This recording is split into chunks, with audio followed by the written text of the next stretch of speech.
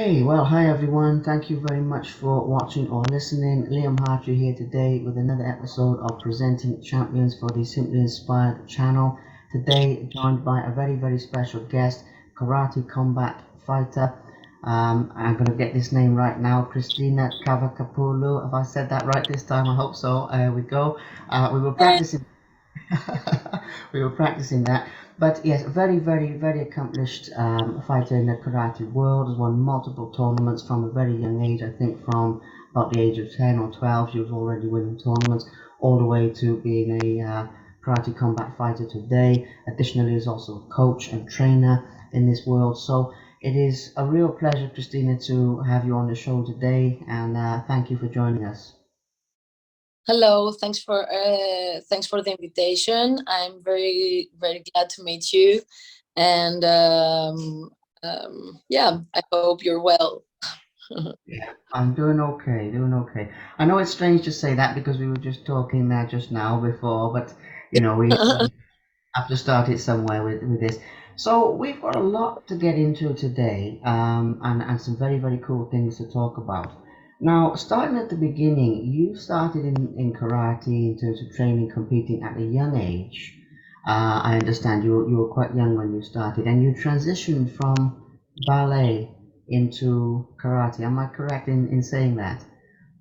Yeah, to be honest, I was just doing ballet at a very young age, around 4 to 6 years old, and immediately after that, I went to karate. So there was not much thought behind it. I guess I just needed something more intense that had as well the movement and the rhythm, because martial arts and dance have this in common. They both need rhythm and timing. So I guess I was always attracted to this type of movement.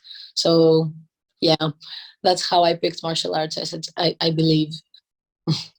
Okay, and it's you started at a young age, but then you were also winning medals and championships and things at quite a young age as well. I mean, when I was researching this, there were things online about you being like, I don't know, 10, 12, it was something like this years of age, and you were winning championships. So you obviously adapted to karate very well, and everything. Can you share with us a little bit about some of your early successes?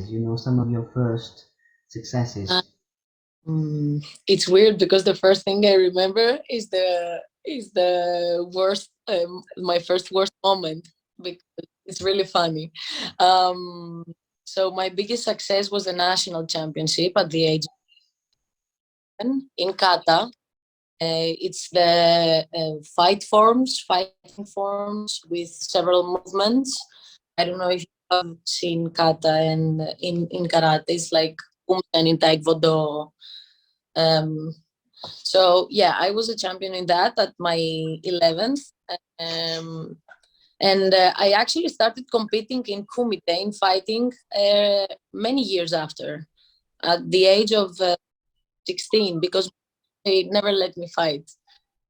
He was always only in kata. So yes, my first were in kata, my first big achievement at a young age. Yeah, a very much a young age, but it's amazing, that you took to it so well.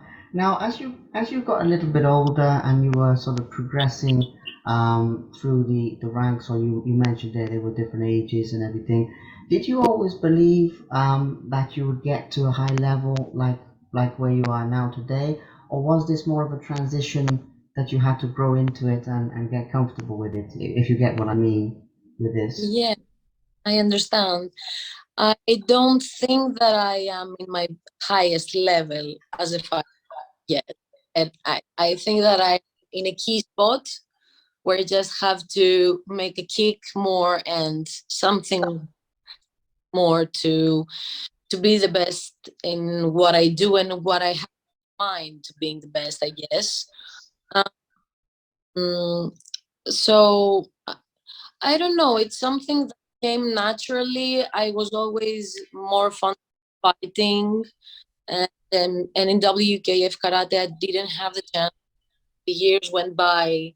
I saw that this fighting style was not even close to me. I felt like in a cage. Like I couldn't do anything. I couldn't show spirit, and I had a lot of spirit to show. And I think that's my power in the pit, the energy and the pressure and the spirit. Um, so yeah, yes, it came naturally that I had to do something more intense, because also I started more with traditional karate, and I was fighting a lot in Shotokan, which is more, how can I explain? There was a hard striking with no gloves and only straight punches though and kicks, but it was hard. It was pretty tough. I always enjoyed it more. And my first achievements in kumite in fighting were in this type of fighting. So it's always a spirit there from a really young. Yeah, pretty Okay. much. Amazing story. So the different styles as well you've competed in is brilliant. So obviously moving forward a little bit in time to karate combat and things in more recent years, if you like. Um, how did that come to be? What inspired you to compete for them? I think they're a fairly new organization, if I'm not mistaken, or I'm not sure. But anyway, what inspired you to compete for them and to test yourself in that way? So Karate Combat it did a new organization. It started, I think, the events in 2018. If I'm not wrong, and it's something that has grown. I started competing for combat at 2020, because before I was trying to go to the Olympics. And after I realized that it's not possible with the resources that we didn't have here, was possible. I started to say, okay, I will transition to go to karate combat. Um, so I'm sorry, I missed the question again. Can you repeat? No, no, it's just like just what inspired you. So that makes sense. If you didn't have the resources to go to the Olympics, you found like a different path to go down. Yeah, like that, something like that. And I always liked the idea of getting paid for what I do. So that was also a motivation, because I always invested with my family so much money into karate, never take anything back. I mean, I always remember myself missing stuff because I wanted to invest there. And I felt that, okay, I've reached this point of my life that I want to take something back, and I'm not saying that is that is the best thing and thought in the world, but it's a motivation as well, because I have invested a lot in this, and you deserve something in return. That's all. Absolutely. I mean, well, I agree. I mean, I agree. It's fair enough. There's so many years of dedication and sacrifice and commitment and, so many different things that go into it. To take something back is fair enough. Now, also, during your time of, these many years of competition, from a young age, I mean, I think you're still quite young now, mine. So I keep saying from a young age, but, say that again. Say that again. So, I'm 30. Not. okay.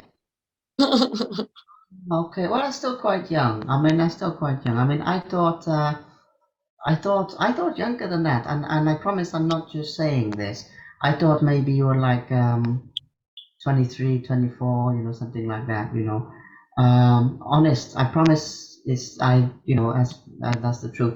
Okay, so 30. Okay, still quite young. So out of these many years of competing, who has been your toughest opponent? Who stands out in your mind as being maybe a particular match, or maybe it might be more than one, as being like the most challenging experience that you overcame? You mean a match in would be the most challenging match for me in karate combat, or an opponent whenever in the time like my career that I consider myself it was the hardest time? And the second one, so whenever, across the whole time, you know. Because it's very different karate combat than the previous. Yeah. But my mind goes to the previous years. It's not going. I don't think that at this type of fighting in full contact karate, I have met my toughest opponent yet. Mm. So in my previous career, I think that my toughest opponent was Miyahara Miho from Japan in minus 50 kilograms. I remember this fight. I fought one time with her. It's amazing.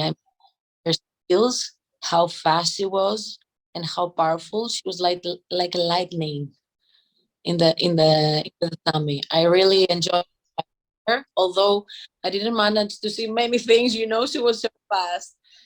She won me like 8-0. It was really bad, but I enjoyed it. Of course, it's going to be different if you get here. It's going to be much different. So that would be interesting. Um, yeah. So I think she was my top opponent. Oh, and Alexandra Rey from France. That Oh, was that I enjoyed most in my life with Alexandra. yeah. Brilliant, brilliant to get a couple of names there that stand out because I'm sure there's so many, but it is amazing. Now, one of the things you've said during this time is about you don't feel you've reached the highest level yet, and things like that. So soon we will come to the future, and we'll talk about the future. But before we do, the last couple of questions looking back, at like reflecting on things. One of the other ones is obviously you've achieved a lot so far. I mean, when I was researching this, you've got like Balkan, Mediterranean, national championships. I'm not sure how many there are, but I found a list of these different things you've won, and I don't know them all. But do you have some that you're the most proud of, like you're more proud of some than other ones, or like your favorite ones? I do. Actually, biggest moments were the karate one, the Olympic tournament that I won in 2018. One of my biggest moments in karate, in sport karate. One also big moment was the fourth place championship in 2015, and the when I was a teenage, not a teenager, I think I was 17 years old. I won the world championship in kata, and my performance was really nice, and I enjoyed it so much. So these are my biggest moments. Yeah. Yeah, And it's to hear about it because I'm sure there's so many great achievements, but to hear the ones that stand out for you is very cool because I've asked so many champions this question, and you always get a different answer. It's not always the answer that you expect because it's what's special to that person, and it's obviously what's special to you. So wonderful. Obviously, moving into a few more things here that are a little bit almost sort of more intangible in a way. So it's not about like a specific competition, but more like your training and your mindset and things like this. Um, for so many years, you've stayed disciplined, you've stayed committed to compete at the highest level consistently, for a long time. How do you maintain this level of discipline? I mean, you obviously enjoy it, but there's been times when it's hard. And I'm asking this because I think it's a good life lesson for people listening to this, if you get what I mean. So, how do you maintain that level of commitment for such a long time? I think that I was programmed to do this from so young age that I it's the thing for me to do. I mean, the challenge for me is the exact opposite, to get away from it. I mean, trying to be more than one, and this is the challenge. So I don't know if I actually answer this question, but that's the truth about how I think. I've been doing this my whole life. I mean, I don't know how to do anything better than this. So it's not. I I just keep doing that also because I want to reach my highest potential and I want to be best on what I do because I do this for this whole lifetime. I just want to be the best. Um, I want also to be a very great coach, and I think that these experiences that I have are going to help me a lot coaching because it's not going to be easy for a woman coach in fight sports. So you have to be a really good one to get the accreditation, And I want to be a really good coach one. So this is also a reason and motivation for me to keep growing and keep fighting more experience and stuff like that. And I hope that soon enough I have my own dojo. Okay. Well, this leads us into future plans, because this is something I've been looking forward to talking to you about. Because even though we spend time looking back and reflecting and things like this, there is obviously the future side of it. And really, I can see two sides of this because I can see the competition side, and what you want to do there. But I can also see the coaching side and what you want to do there. But really, it's just to get the feeling of um, your goals and your dreams going forward. So obviously opening your own dojo is one, but please, tell me more about what you want to do in the future and what is lighting the fire in you, as we say. I don't know if you have that expression in Greece, but what is motivating you to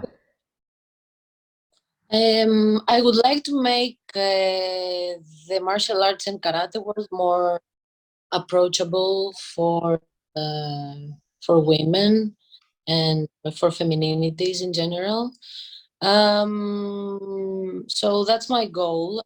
That I want to take out to the world female fighters. I want to have female fighters. That would be great. To uh, have people from young age and grow them, take them to the top. Um, mm, so in general, I would always love to be a good coach, and that's the the best way to show your knowledge. You can also have your as an athlete, but if you cannot be a good coach, it's it's challenging, But if you can do both, it's you can if you can do both and you're in both well, I it's a win-win case, Good. yeah. And I think I can give that. I can have good fighters, both male and female, but with just lack of female fighters at the moment.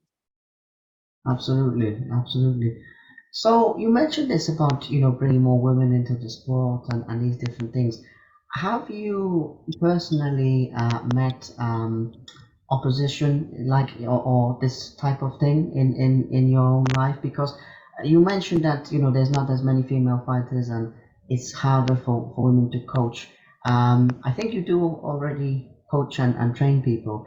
But have you met much opposition, because like being a woman coach or whatever? It's only because this wasn't a question I had here, but it was just something you brought up that I think is interesting to touch on. You don't get that seriously. Mm. On They don't take you seriously that easily. You have to prove yourself all the time. This is hard. That's all. We have to Yeah. prove our always. So this is hard, And I do you know that it's funny because I'm not saying that I know everything, but I don't think that many of my co-athletes, male co-athletes, get these type of messages of people who don't know them, trying to coach them online and giving advice, stuff like that. it's just a simple thing that and a simple example that I will say to you. Or, it's pretty small stuff that they're annoying. Or when the Karate Combat, for example, shared a seminar that I did, there was a dude under and wrote, okay, you go wash your dishes. And yeah, it's pretty bad stuff. I mean, it's really cruel, why do you have to act this way? I don't get it. Yeah, So it's really important, for me to make this stop, because if this keeps happening, we're never going to see the full potential of female fighters. absolutely. Yeah. Yeah, because many drop it. It's not easy to exist. It's not easy for me. Yeah. Yeah, I I hear I'm you. stopped because of that. I mean, I'm tired of it, you know? So yeah, that's all. I love it. I love the fire you've got inside of you. You've got like a fire, like a fire inside of you. I like that. But no, I mean the message is very good. I mean the message is very powerful. Do you think that this is more of a Greek thing, maybe, or maybe certain parts of Europe? Because the thing is, I've seen like in the UK, like with female fighters, female athletes. Here, it was like that maybe a few years ago. But I think that in that way, like with female athletes, we're almost a little bit ahead. I'm not saying better, but I'm just saying like ahead in time. Like there's more acceptance. Like if there was a female coach here, people wouldn't think twice. People wouldn't look. They just be like, oh well, okay. But in other countries, I've heard of this as well, being more um, prominent. If you get what I mean. So, do you think it's something that's like a Greek or like a European mentality? I don't Question. know. I don't know, to be honest. I think in general is it's kind the same. So for sure in Greece it's worse. For sure. In Greece is worse. We're like if you just check now the European Union's equality meter, Greece is in the last spot. So that proves it all. I mean, yeah. Yeah. Yeah. Well, it's just a curious thing. I love Greece, by the way. It's beautiful country, but I just in this way, maybe there's growth that could happen. And talking about your coaching, going to a sort of a lighter subject that's more sort of upbeat. You do already coach. Can you talk to us a little bit about some of the training that you do? Because I can see on your Instagram and things, there's some mention of you teaching people. But I don't know much about what you do in this area. So can you share with us a little bit about I know we've talked about your future plans, but a bit about what you're doing with coaching right now? Yeah. Right now, I don't. I only do seminars. So I've been coaching for the UK and generally get invited to do some seminars. I love doing seminars. It's really fun. It's really nice to meet new people and share knowledge. Here in Greece, we have a female fighters collective, which we work all together. And from each other, and we are like all in high level competing, all of us, most of us. Um, and I think we're building this up. It's just something that lasts 6 months, and it's really nice. We're working really well together with each other, and a hybrid situation because we share knowledge. There's not um, one specific that guides, but there's a program that we all have program to do, and there comes out of knowledge, and it's really nice to share thoughts and have other fighters in your showing your mistakes and you exchanging thoughts. It's really fun and it's really nice. Um, So yes, it's a new experience for me as well, and so I coach them, they coach me, and it's a new thing that we've been trying these 6 months, and it's really nice. Um, we also have support from a coach, a striking coach, with whom we cooperate very good. And what else? Yeah. So, and I teach boxing at the team here in Athens. And my plans at the moment are to open something of my the next year. So I will teach karate more. Here in Greece, I don't teach more much, to be honest. Amazing. Well, I love that, that you're giving back and you're, contributing to people's lives and in a positive way, passing on your knowledge, passing on your experience and um, sort of breaking down barriers really, for, as you mentioned, for female athletes and everything like this. I mean, it's amazing, amazing work you're doing. So I really hope you continue doing that and continue, making a difference for people. Which does lead me to the next question as well. Um, this is another sort of big-ish question, but it's still good. Your advice for up and coming athletes or for the the youth of the day or for anybody who wants to achieve a dream or a big goal in life, I know this is a big question and there's probably a lot of things, but if there were like maybe two or three ingredients, like for cooking, that people needed for achieving something big in their life, what would you say to those people? What would some of your advice be? I know this is a big one, I'm sorry, but I think it'd be a great answer. I would say that first, look at the goal, but second and most precious, look at the stakes of the goal. I mean, are you ready for them? Are you do you believe that mentally you're okay to go there? Do you believe that the goal will cost you something? I mean, you have to be okay with with all of the other aspects. You know, the goal is going to be there.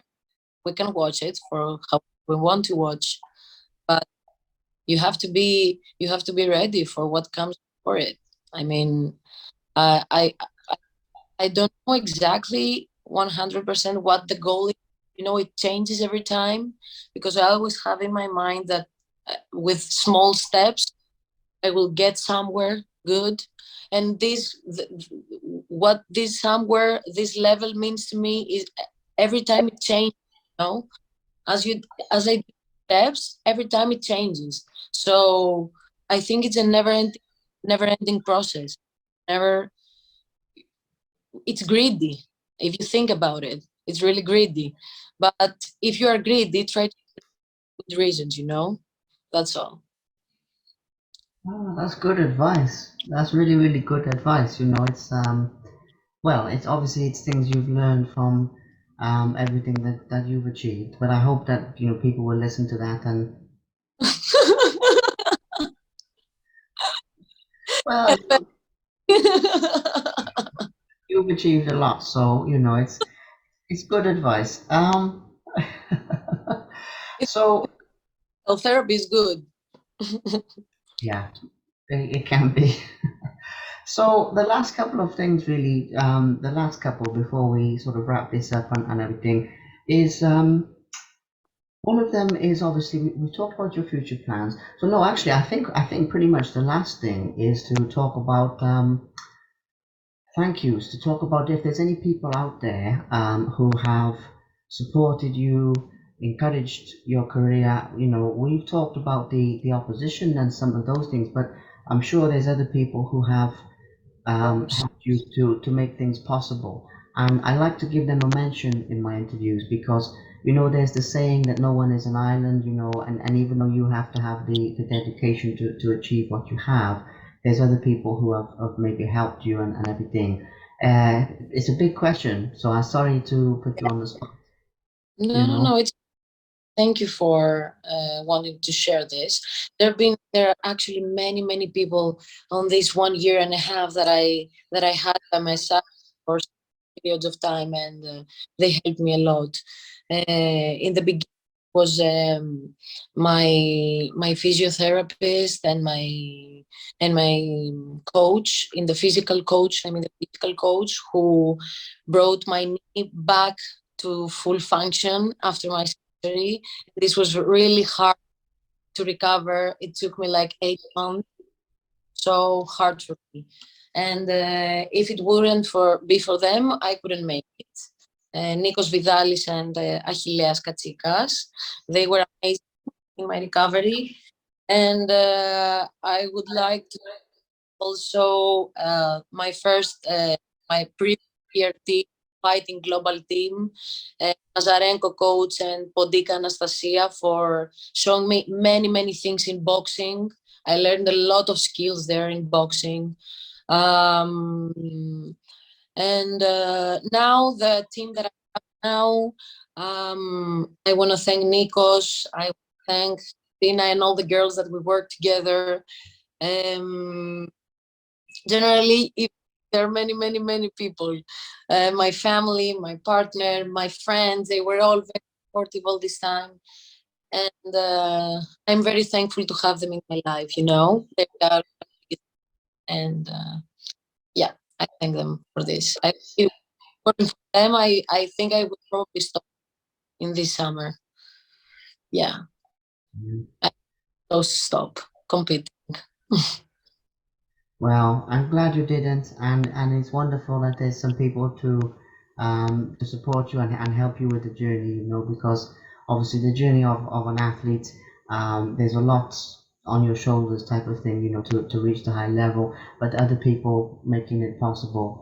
And that's why I like to always give people a shout out, because a lot of these people, they are behind the scenes, if you like, and the work they do, you know about it, but it's like unseen to a lot of people. So to give them a mention is good. But Christina, we've got into some wonderful topics today. Really good talks. And I keep these to about 40-45 minutes, like for people's attention spans is enough for people to listen to. So we'll wrap it up now in a moment. But really, I just want to say once again a big thank you for coming on here. Thank you for sharing what you've shared, and thank you for bringing your passion and your energy, your positive energy. It's hard to explain, but when I'm talking to you, you have such a positive um, vibe. Like you like light up Yeah. the thing. So I appreciate you bringing that energy to the call, because I think it will inspire a lot of people. I think what we've talked about today will inspire people, and hopefully help people in their own lives. To like with whatever dream they're chasing, and whatever they're doing. So that's my aim. But no, thank you for your time. I appreciate it a lot. Thank you. It was a pleasure to talk with you. Thank you very much.